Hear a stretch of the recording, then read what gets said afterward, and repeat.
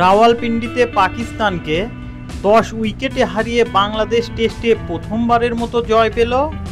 এটি ছিল পাকিস্তানের বিপক্ষে বাংলাদেশের 14তম টেস্ট, যেখানে প্রথমবারের মতো জয় পেল টাইগাররা। পাকিস্তান হলো বাংলাদেশের নবম প্রতিপক্ষ, যাদের টেস্টে হারিয়েছে বাংলাদেশ। প্রথম ইনিংসে পাকিস্তান 6 উইকেটে 448 রান সংগ্রহ করে। বাংলাদেশের ব্যাটিংয়ে মুশফিকুর রহিম 191 রানের অসাধারণ ইনিংসে 565 রানের বড় সংগ্রহ পায় বাংলাদেশ এবং 117 রানের লিড দেয়। এরপর সাকিব আল হাসান ও মেহেদী মিরাজের ঘূর্ণিতে পাকিস্তান দ্বিতীয় ইনিংসে 146 রানে অল আউট হয়।